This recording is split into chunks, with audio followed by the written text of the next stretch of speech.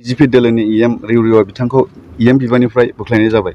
थारैनो प्रमद बर' सरकारा बिजेपिनि जि इएम रिउरिउआ बिथांनो खामानि मावनायनि जेबो दायथ' होआखैमोन होननानै सानो नामा सार? बे बाथ्रायाथ' रेवरवा नार्जि आरो बिथाङा बिजेपिनिसो इएम नङा होमबा?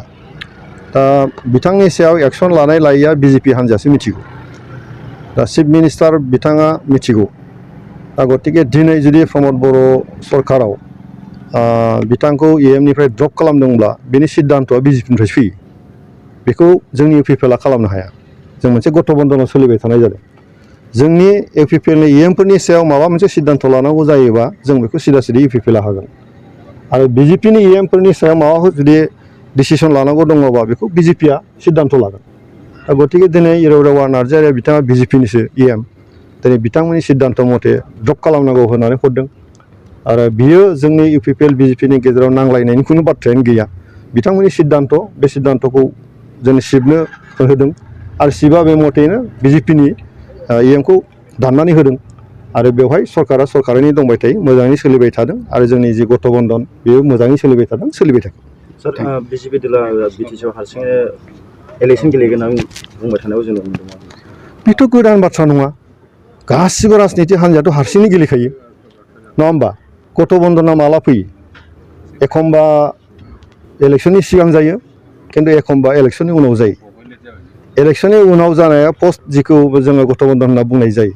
हारसिं सरकार दानो हायाबा लोगो नांनानै दायो। बे जाबाय जोंनि भारतनिनो संबिधानिक मोनसे बेबस्था नङा होमबा?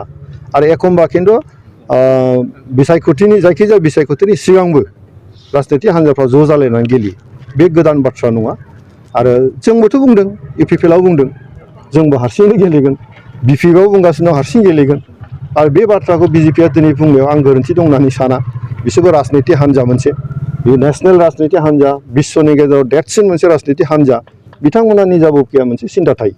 दा गतिके बिथांमोनाबो बिटिसि ओनसोलाव हारसिं गेलेगोन होननाया बेलाय आरो दुखु मोननांगौ बा गाज्रि मोननांगौ मा बाथ्रा दं? बिथांमोनाबो गेलेगोन। खिन्थु जोंथ' इउपिपिएलआव बुंदों जोंबो गेलेगोन। खिन्थु खोथाया जाबाय मा, जों मिलिजुलि दा सरकार जाना दङ। बेखौ जोङो गोरोन्थि बुजिनो नाङा। जोंनि नैबे 5 बोसोराव जों मिलिजुलि सरकार खालामदों। खिन्थु थांनाय 2020 मायथाइनि बिटिसि इलेक्सनाव जों आलदा आलदायै गेलेदों। इलेक्सननि उनावसो जों ज' जादों। आरो इलेक्सननि उनाव ज' जानाया जोंना टारगेटआ स्पष्ट, नैबे 25सिम बे कन्टिनिउ सोलिगोन। दा 25आव सिगां जागोन ना उनाव जागोन बे बाथ्राया जोंनि सावरायनायनि बाथ्रा नङा। दा दिनैहाय जितु 1 बोसोरानो दंबावो नङा होमबा? दा 1 बोसोराव थाबावनाय समावहाय दिनैहाय बिजेपिआ जुदि बुंदों। सान्थिपुरनि फुंखा एन्टारप्राइज बाजार श'रुमा उदांस्रि साननि थाखाय गेदेर अफार लानानै फैदों। गासैबो रोखोमनि गोजाम बाइकखौनो सोलायनानै लांनो हागोन गोदान बाइक। सान्थिपुर बाजारनि भुटान रडनि साखाथियाव थानाय फुंखा एन्टारप्राइज बाजार श'रुमा बाइक सालायनो मोजां मोनग्राफोरनि थाखाय उदांस्रि साननि गेदेर अफार लानानै फैदों। नोंथाङा गोदान बाइकखौ 500 राङावनो नोंथांनि नांगौ बायदि गोदान बाइकखौ आवग्रिनानै बुकिं खालामनो हागोन आरो नोगोद रांजों लायोब्ला 1000 केशबेक हरफिननाय जागोन। बाइक बायनायजों लोगोसे बेसेन होनाङा जासे हेलमेट मोननो हागोन, लोगोसे 10 लिटार पेट्रल फ्रि मोननो हागोन। लोगोसे नोंथाङा बाइकखौ मोनलांनो थाखाय लोगोआव लाबोफानांगोन आधार कार्ड, पेन कार्ड, भटार कार्ड आरो बेंक एकाउन्ट।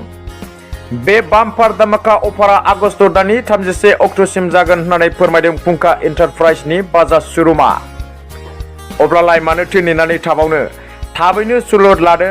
जानबुं नं 7099100995 एबा 6003817191।